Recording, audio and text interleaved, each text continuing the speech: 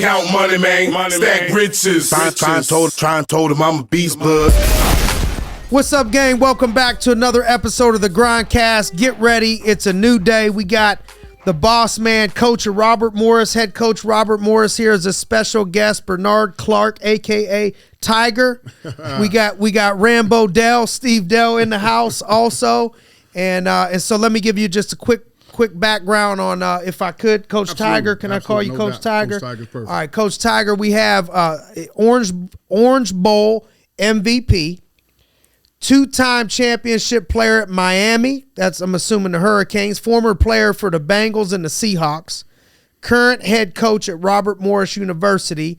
And also, I know that you also have a book out, because I got that right behind us. The Ascension, a coach's guide to becoming a better man, husband, and father, which is what I've tried to do for people that follow me, and people have done that for me and changed my life. So I know a lot of people are being impacted by you. You were a two-time national championship player at the University of Miami. Absolutely. Is that right? Miami, Okay. Florida. It's not getting mixed with Ohio. Yeah. Make Not sure the we Red know. Hawks. No, not the Miami. Red Hawks. Okay. Not the Miami of Hurricanes. Ohio. This is the Yeah, I U. want to make sure I The said U, some the love Army over there. fatigue, the No Mike doubt. Irvin. I got it. Okay. Awarded MVP at the Orange Bowl.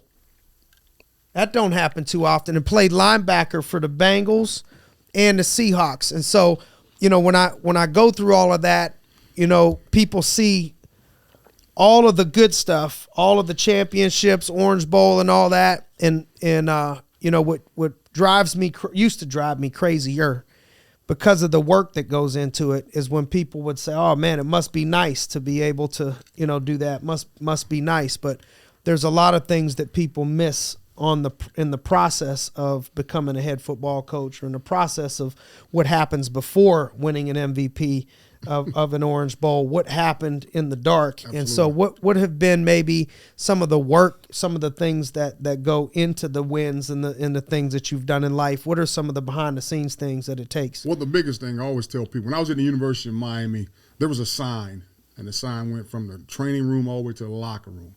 And what the sign said was, preparation plus opportunity equals success. And I read that sign every single day, and that was my mindset. Not only as a football player, but also as a man. But as a football player, when I got the opportunity to start in the national championship game in the Orange Bowl in 1988, I was 19 years old. I was a sophomore. But I was prepared for that opportunity, because that's what I read all day long when I was there. So it's called preparation. Now, Steve and I were talking about it downstairs. The thing that's important is can you be committed to the process? Oh, come on. Without being emotionally attached to the results. Because we know the process works. That's what Inge Johnson, I got the quote from Inge Johnson. We know the process works in everything that you do. Because and I know football has groomed us to being who we are. Football taught us discipline.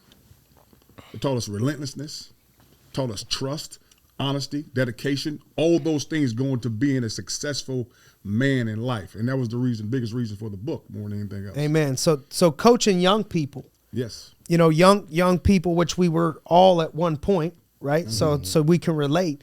What I love about studying coaches, my mentor and close friend of mine, like a father to me, is Jim Tressel. Okay. And I look back and when I study him, what's cool is you're coaching 18 to 23-year-olds, consistently, over and over again at a pivotal point in their life. But usually that point in your life doesn't give you a lot of focus for everybody. That's where a coach comes in and can groom that and pull that out of you, is the ability to commit to a process without seeing the immediate result. How have you been able to groom that or coach people through that? Because sometimes you get players right out of high school and they're going to start as a freshman. Absolutely. And sometimes you get the player in high school that was a dog in high school and was all everything, and he ain't going to start till he's a junior. No doubt. How do you keep that person committed to the process? I think what it boils down to is my mission statement as a coach, and since I've been in it, and my mission statement as a head coach is we're creating an environment on and off a football field to continue what families have done and help these guys become better men, better husbands, and better fathers. So we got to help them understand you got to be dedicated to the process. Let's say a young man comes to me after his freshman year. He says, hey, coach, I want to go in the transfer portal. I'm going to look at him and say, okay, why? You haven't even experienced college yet. And the conversation I had with you and your parents, you guys told me how important education was. So why are you transferring? Are you transferring because you want a better education? You transferring to Harvard? Or are you transferring somewhere where you're trying to play more football? Let's understand that this is a process that you have to go through. We're creating a better man, better husband, better father because of the process. It's a grind. It may not happen for you right away, but you cannot be discarded or discouraged by the results of what's happening. The biggest window that you see in that process with the athletes would you say is the freshman year, the first year? Oh, absolutely. Is that the biggest? I think that was one? For all of us. I mean, all of us played college football. No You doubt. come in and It's the you're first one. homesick, man. You're gonna miss mom. First you're gonna miss dad. year is the toughest. Absolutely, ain't no doubt. I mean, you get when you get to camp, there's no guys in camp. Miss your girl, Right. Ain't extra bad. Ain't no girls on campus. Ain't nothing on there. It's just you Miss and your the football family team in and a it's just different football. area. It's just football. Especially You're if studying the you fall. playbook. You got the coaches in your ear. You're away from home, and now you got these coaches constantly in your ear, screaming at you every day. You're trying to get somebody. And like you said, and if you were the man in high school, and now these coaches are on you, and you may not play. Carry the water bottles for us there. Because I was Brother. redshirted. I was redshirted, just like you were redshirted. I think Steve, Yeah. you were redshirted Yep. also. So Yep. you go through a situation. All the work. In Yeah. my high school, None of the payoff. Oh, my high school was horrible. I mean, I think last time we had a winning season in my high school was 1993. I mean, it's still going on. Great teachers, great people, but the sports was horrible. So when I got there, and I was the guy in high school. So when I got to college, and I wasn't the guy anymore, I'm like, what's going on? So I went to Coach Johnson. I'm like, hey, Coach, what's happening? He said, oh, we're going to redshirt you. And you know, so those y'all that are listening, you know what he means by Johnson, Coach Johnson. Yeah, Jimmy Johnson. Yeah. Jimmy Johnson. Johnson. So if you're young and you don't know, you got to Google Jimmy Johnson. He got to play for one of the greatest coaches of all Absolutely. time. Some Yeah. consider him the greatest. Yes. I mean, just amazing things he went on to accomplish with the Cowboys, Dallas Absolutely. Cowboys, Absolutely. and all of that. And that's where comes Dave this is the Wannstedt. protege. Yeah. This is where we get to see somebody that actually played for. Matter of fact, while we're on that subject, anything stand out to you about Coach Johnson that you learned? The one thing I learned from Coach Johnson, I tell my players this all the time. Coach Johnson walked in the meeting room and he says, you're going to be treated fairly, but you will not be treated equal. What does that mean? If you're on this team and you're late to a meeting, you're going to do the same amount of up downs the starter going to do. If you don't show up to the bus on time, the bus going to leave you just like it's going to leave a starter. But on the field, the starter's going to be able to make more mistakes. The starting running back's going to be able to fumble the ball in the first quarter and still get back in later on. The second team running back's not going to be able to fumble the ball in the first quarter because you're going to be on the bench. Fair but equal. And that helped me understand the relationship that you had on the football field based on your talent. And talent results. And you know what I know, talent equals tolerance. They're going to tolerate more if you're a starter Love it. than they are if you're not a starter. So Yep. fair but equal. That's the first thing I learned from Coach Johnson. That's one thing I try to instill in my guys because that's life. No That's doubt. how life is. I mean, if you're the top salesman at your job and they're laying people off, you're not going to get laid off. Right. Plain and Nothing, simple. nothing They to gonna worry about. Find a way. Other to people keep going you there. first. There's No some other doubt. people that ain't getting it done, showing up the work late. Right. You may not be there as much. That's what it boils Something down to. something I grab right here just from the camp. You know, young people listening out there, young athletes listening out there.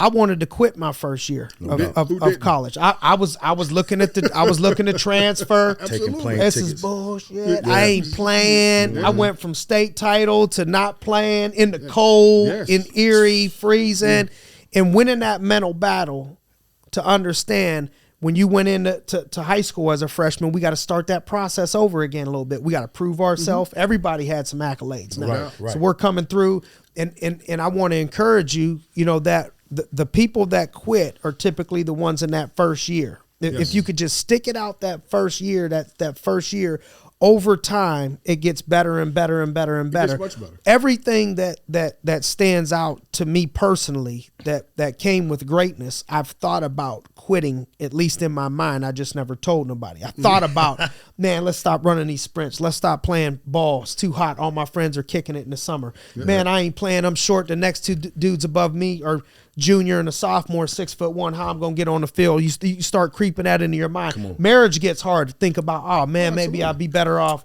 Maybe I'll be better off single. Absolutely. Anything great in life, the beginning front side of that is you got to talk yourself out of quitting when it's tough and when it's difficult. And But it's like how said, do you gotta do be that? You got to be committed to the process. To the process. That's plain and simple. Without being emotionally attached to To the result, results. emotionally attached to the result. Because when your emotions get involved, Up and down, up and down. We were just talking. I told you guys I gave my life to Christ in May of '96. Come on. Well, in May of '96, when I gave my life to Christ, before that, I would feel a certain way, act off of those feelings, and think about the consequences later. But after I gave my life to Christ, I would think about everything that could happen if I did this, if I did this, if I did this. Then I would act, and I would feel a whole lot better. How big of a role do you think that your faith has played in your success in coaching and leadership? It helped me find out where my purpose was. This is my purpose. It's not just about, it ain't about me being a head coach. I'm not stuck on the platform. The platform is not important. The platform is never going to be more important than the purpose. The purpose is to create an environment to help these guys become better men, better husbands, better fathers. So it's everything. I mean, there's no doubt that God gave me a purpose of exactly what I needed to do, as opposed to just doing a job. Yep. You know, I was a car salesman. Yeah. And there were months I made $2,000. There were months I made $15,000. So money wasn't what was driving me, because there were my line. I don't feel like doing this month. But there ain't a day I don't wake up. I don't feel like doing that. And the day I don't wake up, I don't feel like going on that field and helping them young men understand what's going on. Yeah. You know, there are days they drive me crazy. Yeah. I love them.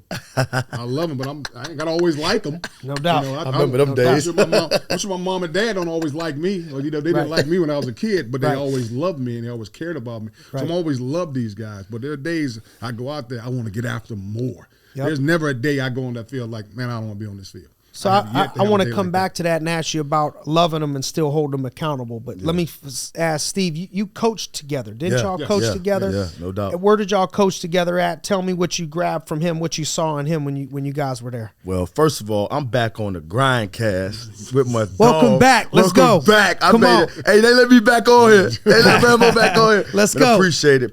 But also appreciate Coach Tiger. Obviously it's crazy because it's so important. It kind of makes like a full circle. Like, we talk about mind, body, and spirit all the time in this organization, and I didn't really understand that until it was put in those type of words. But that's where it started when I met Tiger at Pitt. You know, so where did we first meet? The question was, we met at Pitt. I had came back. And then, you know, we kind of gravitated towards each other. I played linebacker. He coached with Dave Wannstedt. Jimmy Johnson was with Dave Wannstedt. So that was huge, because all the things that you're saying about Jimmy is the things that Wannstedt said. But I ended up being able to be a graduate assistant for Coach Tiger in 2010. I think that was 2010. Yep, 2010. And what I grabbed is what I was talking about with the mind, body, spirit, the spirit aspect. And you two, like, it's crazy because in my life, I would probably say you two are the most of that as far as my spirit aspect. And when I first met you, I knew, you know, you were all into your spirit. And trust me, we got a story. Me and Simon got a story we've already told that I knew he was in this spirit when we met. So, you know, that's something that when I come back and I think about it full circle, this is the reason why I wanted to make this happen and be a part of it. Not make it happen, but be a part of it, because I know that that's something that's very important to me right now. Is my spirit. Love it. And to have two guys who were being able to mentor me in that area, that's huge. So I appreciate both of you guys. Appreciate you, Coach. Yeah. And one of the biggest things you can give these young guys you're coaching, even if it's on accident, they pick it up just by watching how you roll. No doubt. Just be a light. Yeah. And then what I really you know, when I think about it, what did I learn from Coach Tiger? Because man, he can come with a lot as far as what I've learned. I've seen him, but my experience with him in the coaching world is, and why I think it will later on down the road when it comes to just business, is his being able to cope, being able to be calm, cool, and collective under any circumstance throughout the time that we've been coaching. I was talking about that with him earlier. Not emotionally attached to the result, the immediate result. Exactly. Man, and I still show emotion. Don't get me wrong. I still have passion for what I do. Oh yeah, he's still a dog. He still got that dog energy. Check in him. Yeah. You remember that dog check? But he was. You know, I think about that now and how we're always trying to relate back to what helped us become who we are today. And I just know that the reason why a lot of people aren't successful, it's not because they're not talented. Right. It's because they don't know how to cope. They don't have people like you or Simon in their lives that can say, hold on, wait. This is how you need to cope with this. This is how you need to be calm, cool. And so you got guys out, and I thought about this as I was driving. You got guys out here making decisions, whether that's, something happens in their personal life. They go home, they go in a car, or they go home, something happens, they shoot their girlfriend. Like something happens, but nobody is there to be like, hold on. Calm, Think about this. Cool, and collective in those decisions. And I've learned that until today. You probably obviously know this, but that was something that when we were out on the field of play, we would come back to the sideline and he knows I'm an emotional person. And he's like, hold on, wait, make sure he knows what to do in this situation. And then what we're gonna tell him is that it's all right, it's cool. We know we messed up on this play, but we're gonna get to the next one and we're gonna be all right. And we got this. It's another down, another play. Staying cool. Staying cool. Calm when you need to stay calm. Well, exactly. Bringing energy when you need to bring energy. Yeah. And that's what both of you guys do very well. Yeah. And I'm still learning that. I'm still learning how to, because I'm such an emotional rah person that sometimes you got to learn how to, all right, this is what you need to say, how you need to say it, when you need to say it. And just to be honest, that's something that I've had to work on throughout my time. I feel like we're all better, growing. We're all still we're still growing. When I was young, I went through the same exact thing he's talking about. I always tell my players, the reason I played 2 years in the NFL and I didn't play 10 wasn't that I didn't have the ability. It's like Steve just said, I had a talent. That's how I got there to begin with. And I felt that's what could keep me there. But when I got there, I refused to become a student of the game. I refused to learn how to study the playbook, study the opponent. I'm not talking about knowing my plays. I didn't know what the corner did. I didn't know what the safety did. I didn't know what this formation told me, that formation. You don't get to be great. You don't get to play at that level for 5, 6, 7, 8, 9, 10 years by just being talented. Who makes you got to talent. do the extra. Yeah, you got to do the extra. And I didn't do that because I was mostly attached to the results. Like if I played hard and did what I was supposed to do, I'm supposed to start. Right. Well, no, that ain't how it goes because you don't know the playbook. Yeah, this guy may not be as talented, but this guy knows what we're doing. He knows how to make checks on the field when he sees a certain formation and doing that. It's the same thing with these young athletes right now. A lot of you got the talent, but you don't want to be a student of the game. Right. Yeah. You don't want to learn the game. You want to grow with the game because you think your talent's going to take you through. And then everybody's told you that ever since you were 6. Right. You're going to the NFL. You're going to do this. You're going to do that. Yes. And you don't love the process. And you might do that. But once you get there, once you get there, it's a whole nother realm. So it took me a while, exactly what he's saying. Speaking of taking a while to get out of that. You've coached, and I know this is the coaching world. My really, really close friend is the offensive coordinator at Iowa State, Tom Manning. Okay. My other close friend is Brandon Staley, head coach for the LA Chargers. Currently, right now, his twin brother Jason was my roommate. We played college football together, and so I've watched the journey. You probably know our defensive coordinator then, Dave Plunders.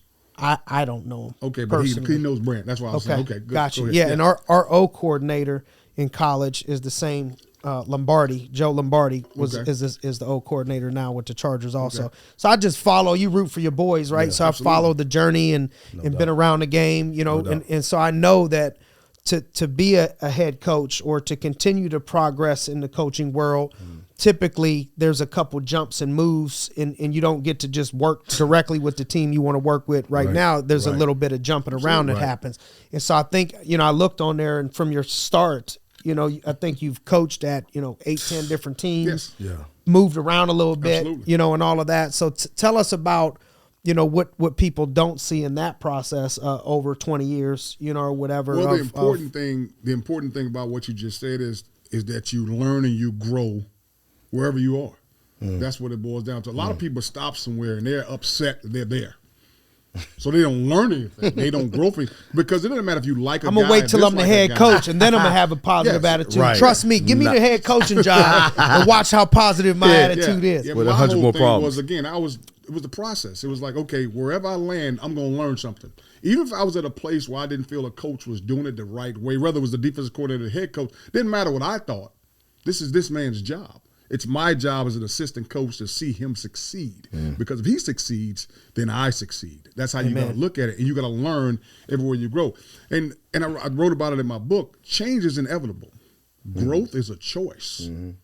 Things are going to change. There's nothing you can do about that. But are you going to grow with those changes? And I chose to grow with those changes. So each stop I had at James Madison, at Liberty, FIU, USF, Hampton University, I learned something and grew some from each defensive coordinator, from each head coach, from each offensive coordinator, how he organized this, how he organized. Till this day, I still learn stuff. Let me ask you this. How do you handle working with, because on the climb, maybe until you're the head coach, you may have loved a lot of the coaches that you worked with and worked for, but have you ever had the opportunity, we don't need to say their names, have you ever had an opportunity where maybe you were working underneath somebody that you didn't just love, you know, but how do you still learn from that? Because you can learn from the good and you can learn from the bad. You can learn from the bad. It doesn't make a difference if I like you as a person. I don't need to like you. Are you good at your job? Are you doing certain things a certain way? I may like the way you have this structure. You may have practice structured to the point where it's, man, this practice is right on point. This is something I'm going to put in my little head coaching pad. Jot that down. Yeah, I'm going to jot that down. To. So it has nothing to do with me liking you or disliking you. It's like, are you good at your job? So the guys that I've met, if they weren't good at their jobs, okay, but he does this right. Or he knows how to do this. He knows how to break film down. What can I pull from it? Exactly. Right. You got to pull something from it. You can't just sit there and not learn. I mean, if you stop learning, you just stop growing. That's what it boils down to. You got to always learn. That's why the book is called Ascension, A Coach's Guide to Becoming a Better. Because you can always be a better man, a better husband, and a better father. You can always be better at what you're doing. I can always be a better coach. Right. Always be a better salesman. Right. Always be a better talk show host. Yep. You're always honing your craft, always sharpening your tools, and that's what it boils down to. So that's how I learned. How important do you think it is in your career to have the right spouse or person that you choose? Oh man, that's oof.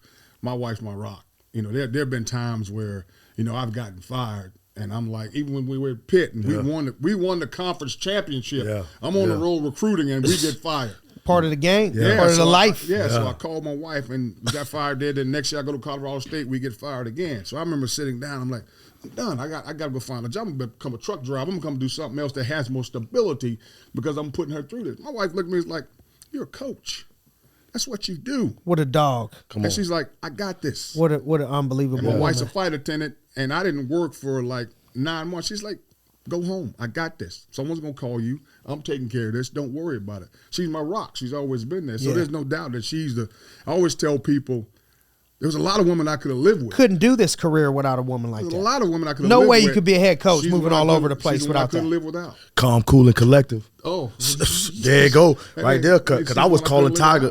Hey, what we gonna do, man? What we gonna do? He's like, no, you can do. You got it. You got to relax, man. You find it's gonna happen. And matter of fact, I think Steve got picked up by Miami. Yeah, started with FAU with Charlie. Charlie Partridge is the D-line coach, assistant head coach now. But he ended up getting picked up by FAU and.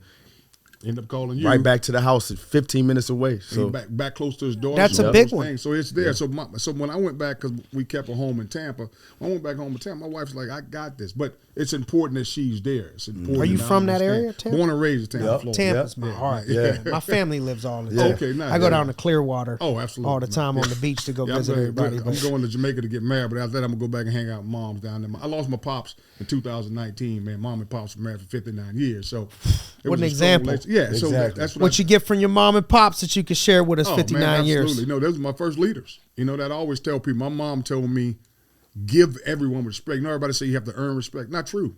My mom said, you walk into a room full of women, you don't know them. You don't start cursing and acting a fool, though. You give them respect. My mom said, you give everyone respect. You even give a dog respect until they don't give you respect. My mom told me that. So I give everyone respect when I walk into a room. My dad told me, you're going to be faced with racism in life. Unless you're on the field. So what? So what? Nothing you can do about it. You hit it head on, you go around, and you keep moving. My dad's like, you can't just sit and wallow. You've done that. Because you haven't been faced with that. You're going to be faced with it. Don't worry about it. Just keep moving. Just keep going. So D1 football. Absolutely. Black head coach. Yeah. Ain't that many. That's awesome, man. No, but it's a you situation. did something right. No victim mentality, no excuse, no whatever. No. You just gotta keep so going. What? Have I faced obstacles? Yeah, man. But there's nothing you can do about it. I mean, there is racism in America. So what? So I'm supposed to sit around and just not do anything because people look at me a certain way or people see me in a certain. I'm not supposed to live my life. I'm not supposed to try to go. I'm not supposed to be happy. I'm not supposed to have joy because someone else doesn't. So my pops taught me that, man, and he taught it to me unconsciously. Like, he didn't realize he was teaching it to me because he was going through some things. You got to remember, my pops grew up in the 40s, 50s, and the 60s. So my pops grew up in a time where it was real rough. Yeah. You know, it was real rough. Yeah. It was a situation. So my pops taught me unconsciously, I'm not worried about that. I'm going to work every day. I'm a bus by behind the Delta Airlines, and he did that for 21 years. So that's what I saw. I saw the hardworking man coming home, married to my mom for 59 years, and they had their tough times. Of course they did, but that's what I saw. So that's why I got married late. Control the controllables. I got married at 35, so I wanted to make sure it was solid because I'm looking at folks been married for a long time. You know, it can't just go in this thinking if it don't go right, you get a divorce. This is it. Yeah. And what we rolling with. I got a great Huge. wife. Tammy, my wife Tammy's unbelievable. Shout out to Miss Tammy because that's the truth. That's you can't do it without it. Not the job you got. No. So one of my mentors, I ain't gonna say who. I don't want the ladies mad at him, but one time I asked a question about coaching and high level coaching and the women or the wife or the spouse, and he said, you know what, man, I feel this way. I feel sometimes I would need to look at that person and say, either you got the wrong job and the right woman, or you got the wrong wife, the wrong woman, and I don't know which one it is. That's you to decide. Right. No but doubt. this is what the job requires. They're not changing. This is what it takes to be a head football coach. My man, what it boiled down to is I tell people this all the time, and I love Miami for this. And I got my 15 minutes of fame years ago. The women that happened to me years ago. I got my rock next to me. What it boils down to, I ain't doing nothing to shatter that. We got something strong. It's a strong bond. Nobody's gonna break that bond. That's what it boils down to. Love it. Yeah. Speaking of bond, you know, you probably got a bond with a lot of different players. man. You've been Yes, at a bunch of absolutely. different places, and I know the relationship between player and coach a lot of times mirrors father and son in a shorter sense. You know, that you mean that much. You stand in the gap for a lot of people that didn't have that. Yeah. And so you got these relationships, and you've seen all these athletes at young, vulnerable periods of their life. Right. What would be the characteristics of some of the greatest players that you've had the ability to coach, or the players, you know, that stand out to you the most? What are some of the characteristics other than the things that everybody knows, big, fast, you know, Well, guys that understand the game, guys that are willing to learn, that know how to learn, guys that are students of the game. willing to learn. Because Being a student of the game. 'Cause What do you what it mean boils willing down- to learn? willing to learn We is- all think we're willing to learn. I'm willing to learn. All the kids show up and think they're willing to learn. Prime example, one of my coaches earlier, Coach Tyler, and I was talking about something. If you have a young man who hasn't figured out how to study in class, he probably know how to study that playbook either.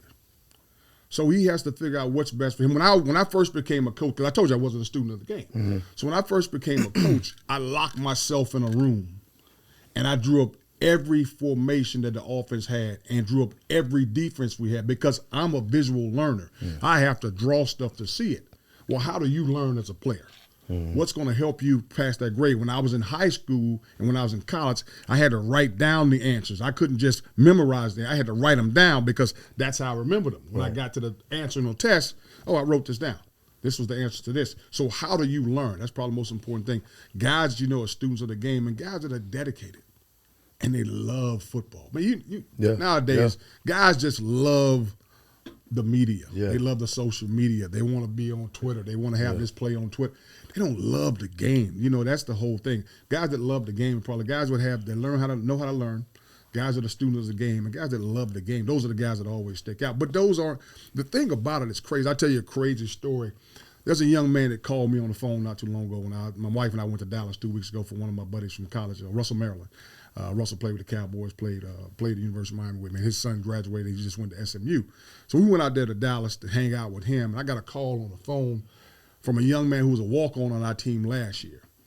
And this was a young man who hardly spoke to me. You know, even when he decided to leave, I'm calling and say, hey, man, when are you going to try to come back, or what are you going to try to do?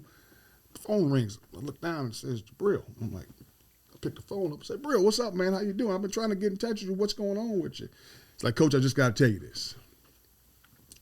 He said, Coach, I heard everything you said to me. He said, thank you. He said, Way back. Every time you talked to me in a team meeting, I felt you were talking directly to me, and I was going through some things, and that's why I didn't call you back. But this is why, and I just want to tell you, I love you, and I love what you did for me. Those are the stories, man, that just jump out at you. Mean a lot to you. Those are the stories that jump out at you. And my wife always laughs because as soon as I get a call, I'm crying. Yeah. I'm in tears, and she's like, "Here you go again." with all Sometimes these it takes tears. years to see the fruition Absolutely. of the seed that you And planted that's or the what it work goes that you've back done. to. Better Some of these man, guys husband, that you and father. coach, Yes. probably you had to challenge in ways that you know, you Absolutely. don't want to, but you have to discipline, hold them accountable. Absolutely. You know, how do you love a player and care about a player and still hold them accountable without ruining that relationship? The same way Because my you mom got to and hold dad- people Same accountable. way my mom and dad did with me. Show you I love you. Tell you how much I love you all the time. But understand there are things you need to do. I'm going to hold you accountable. You need to be disciplined. My mom and dad laid the belt to me all the time. My mom and dad told me on a regular basis, we're not here to be your friends. We're here to raise you. We'll be friends when we get older. My dad didn't have a beer with me until I was 35 years old. He said, I don't drink beer with my son. I drink a beer with friends. Right. My son's not my friend, and I respected that. So once you have a young man understand, this is a respect relationship. I'm going to love you. I'm going to hold you accountable, though, and I'm going to discipline you when you don't do right. But understand I still love you. And I tell all the guys all the time, I love you.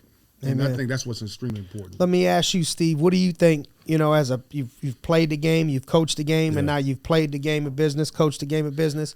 What do you think stands out of some of the most successful people that you've coached in business or out of business? What are the traits? That's for me, I've tried to put that together in a period of time of like from when we were small kids to all the way up until even now in business. And for the young guys, because that's who we deal with a lot of right now, for myself, I knew that there were a lot of things that I didn't do throughout that process. Like you said, you were for those times when you got to the league, it was like I just wasn't a student of the game. I didn't understand. So, you know, when I think about that, the first thing I think of is why people are successful and why they go to the next level is because they, you know, like our young guy Tristan, he says it all the time, adversity king. Can you be an adversity king? Can you get over adversity? Like what I've learned in football that took me into business was how fast can something happen to you and how fast can you go right back to bounce back. And a lot of people, even when it comes when we were on the field, turnover, boom, got to get back on the field. Defense got to go. How fast can you forget about what just happened on offense? They threw an interception, get back out there, go make a play. Sudden change, baby. Sudden change. Now, can you have do that? sudden changes in life. Exactly. Sudden change in life. So what happens to you in your life, and can you bounce back very quickly, or you play that victim mentality and now you done quit? Because what do you say all the time, right? I ain't never heard nobody quit their way to the top. No. So that was huge. The second thing I would be able to say is ownership. You know, a lot of the guys that I know who are successful it's not about what, you know, once again, what happened to them. It happened for them. Or at the end of the day, they understand how to take ownership in everything that's happening in the process. And so, you know, a lot of times early in my days myself, I would see that, you know, not taking ownership or, you know, and that's really, that gets you to a whole another level in its own. Absolutely. Taking ownership. It's taking ownership. When you can get to that point and you start taking ownership, you actually want the job. You want the job. So that ain't no way it could be you know, somebody else's fault or what's going on. So that to me, ownership, you know, and then last but not least is being competitive. Man, like, you know, the sport taught me how to be competitive. Like you can't. You said it. You come into the game. You're the man at your high school level. Now you come into a room full of dogs, and at the end of the day, if you aren't ready to compete and you ain't ready to, coach say, hey, look, you're gonna come here. There's opportunity, but it ain't handed to you. It's not given to you. So if you don't have that competitive spirit, even with you helping guys, you want to be the best at that, at helping as many players as you can. And it has to be the same thing, even when it comes to business. When you were on the field, like we wanted to win, and so when you wanted to win, that was a culture that was created amongst everybody. And I think those three things for me, when it comes to taking ownership, being competitive, and just making sure that at the end of the day, like, you know, you have that Your adversity. That adversity king, like you can get over those things. Huge. Those Gotta are have three. it. Yeah, those are three things. I think for me. one of the traits when I try to study the greats and everything and the great coaches that I'm around, and one of the traits that sticks out to me that you have that goes hand in hand with the book is that seems like all the greats that stood the test of time, they really deeply had a care, for their players and developing them not just as an athlete but as a person, as a man, a husband, and a father. So can you tell us absolutely the book, to be honest, a little bit with you, about the book? Well, the book has nothing to do with football, so that's the thing. I've been around football my entire life. I started writing the book back in 2001. This is what the book is based on. You have a young girl. You have a daughter? You have a daughter by chance? You have a daughter? Yep. You're going to sit that little girl down, and the conversation you're going to have with her is, your body is precious. Your body is a temple of God. It is sacred. You are not to just have your body with any man. Wait until you're married. Take care of yourself. Do what you're supposed to do to be a young lady. Why don't you have the same conversation with your son? Is your son's body not sacred? Is your son's body not a temple of God? So does your son wait till he's married? Is he supposed to just sleep with as many women as he can? And it's no big deal?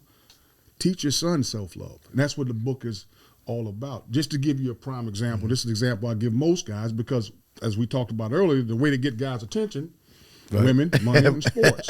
So we have this conversation with this young man. He makes it to the NFL. He's at a club. He's driving his vehicle. He's got a Range Rover. Got 20s on it. He walks to the club, meets a young lady. They get together, go back to his place, starts getting hot and heavy. She stops him. She said, hold up. I forgot to tell my friends I was leaving the club with you. Can I borrow your car to drive back to the club to let my girls know what's going on? What are you going to say? Go ahead. You going to let her drive the car? Depends on how thirsty I am in that moment as a young man. What are you going to say? Catch a cab. But that's what most guys are going to say, no, you can't drive my car. Yeah. Let's say we're back to the hot and heavy and you have sex with her. So you just put the value of your car above the value of your body.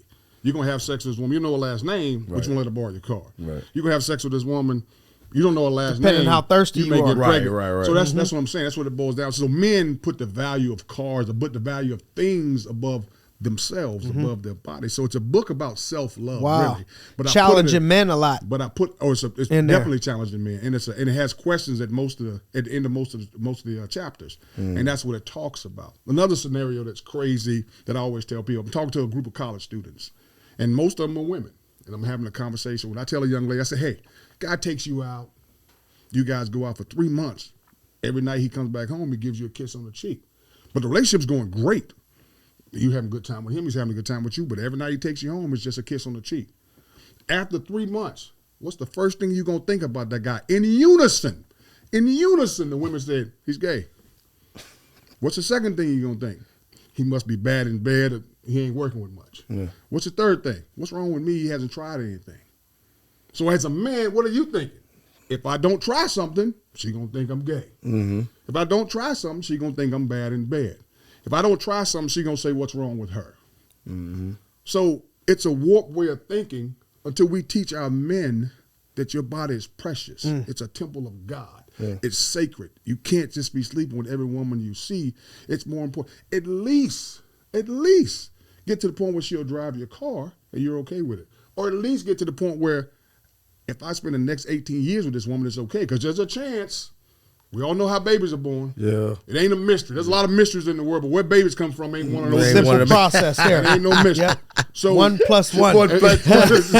If I'm with her and she has a baby, do I want to be with her for the next 18 years? Ask yourself that question before you just lay down and sleep with her. So it's a book about self-love and driving young men to understand that your body is precious. It's a temple of God. I mean, I used to tell people when I was in the world and I would sleep with a guy, I'd say, you ain't the only one giving something. I'm giving you something too. My body's just as precious as your body. But when I came to know Christ, I looked at it in a different way. Right. My body is precious. My body's a temple of God. I just can't sleep with every woman I sleep. So that's the reason for the book. And the other reason I wrote it is one of the players I was coaching at the time, he was in the NFL, played like 6 years. I remember him and I had a conversation. I won't say his name, but he had a conversation. He said, no, coach, I'm waiting until I'm married. And I was in the NFL. You played ball. The last thing you see with the guys around you was who was waiting until they got married. Right. Because like you said, all the options are there. And in the NFL, the options are there. He's like, Coach, I probably think about it more than you do. He said, but the difference is if I give it away, I can never give it to my wife. I'll never have it again. So he waited until he was married. So that's what inspired me to write the book, and that's what the book's about. It's about self-love and growing and helping me to understand that your body's more than a tool. Wrapping up, what would you say to young people trying to excel on the football field or in business? We got a lot of people listening that are in business. Young people growing, building businesses. What would you say to the young people trying to build a business or young athletes getting started? You know, something that both could take from wrapping it up. All of us have said it. That's the great thing about it. We're all on the same page. It's about the process. Yeah. Can you be committed to the process without being emotionally attached to the results? Because what that boils down to is exactly what Steve was saying. Can you get over the adversity? If it happens, when it happens. Yeah, when it happens, are you going to maybe get over it because you're still emotionally attached to it didn't go the way you wanted to do. Now, sudden change. Can I make that sudden change? So to me, the most important thing is being committed to the process and understand the process works. You know how I know it works? Because of what you've done, because of what you've done, because of what I've done. We know the process works, so continue the process. Be ready for sudden change. Change is inevitable. Love it. Growth is a choice. Let's grow with those choices and make sure we know. And more importantly is exactly what Steve said. Can you hold yourself accountable? Ownership. Can you look yourself in the mirror and say, this is on me? This isn't on anybody else. You know how long it took me to say that when I got cut by the Dallas Cowboys? This is on me. Taking ownership. It's I on got me. cut. I got cut. Yes. I'm the one who did. Coach Wanstead used to always say, Steve talks about Coach Wanstead, coaches don't cut players. Players cut themselves. Yes. Yes. And so once you take ownership and you understand that I am the one that's put in this situation, I am the one putting myself in this situation, I'm the one who's not owning up to my end of the bargain. So it's more ownership. Powerful. Absolutely. Love it. Got to take the ownership. Absolutely. It's not easy for any of us. Steve, thank you for bringing Coach out. No doubt. Appreciate it. Yes, sir. Love having you. Putting these two together, Coach putting y'all Tiger. two together. Come on, man. Great. I see it. I see why you told me we had to connect, man. Yeah, a lot of for similar sure, man. values and beliefs, and love the game. So no doubt in my mind you're doing the right thing for a lot of young people over there. I'm going to have to come check a game out. Please. Absolutely. Please do. Speaking of which, how would any athletes listening that like to, maybe come play there, or somebody that want to get in touch with you or follow you, how would somebody get in touch with you? My email address is there. My Twitter account is at 80s Kane. I'm a hurricane, hard at 80s Kane 57. That's my Twitter account. Obviously, Facebook is Bernard Clark, and my Facebook account is just Bernard Clark Jr. My Instagram account is Bernard Clark Jr. So you on IG? I'm on IG. We got the OG on IG. You know what you doing on IG, dog? I had to go on IG because my young coach, Coach Tyler's like, hey man, you need to get your IG account so we get this thing rolling. I'm proud of you. That's what I'm talking about. Me on there too. I'm trying to get these young cats. I'm like, man, you got to get on Instagram. They 30. This is what I'm talking about. This is what you got to do. And the book is on Amazon. You can go on Amazon and get it. The book is called Ascension, A Coach's Guide to Becoming a Better Man, but Husband and Father. So go on Amazon to get the book, man. I'm excited about it. I tell people all the time, it's important that I sell books. Do I want to be a New York Times bestseller? Yes, I do. Yeah, no doubt. But more important is what you and I talk about. It's about the message. Yeah. It's about getting the message out there to help these young men understand that you are precious. Your body is precious, and you are a temple of God. And you need to treat yourself as such and understand the importance of who you are and the self-love that you should take on for yourself. Because self-love also goes back to what? Accountability. Yeah. Yep. Taking ownership of what's going on. Amen. Amen. Thanks for joining us, Coach. Thank really you, sir. appreciate Yes, your sir. time. I know what it Appreciate you. costs as a married man and a father to all these players, and you know what I mean, and right in the middle of about to get things cracking in camp, and I really appreciate the time that you took out here to pour into people and plant some seeds in people's lives. I know a lot of people will take a lot from this. Appreciate you. Thank you for joining us. Thank you. Thanks for joining us on another episode of The Grind. Get ready. It's a new day. Yo.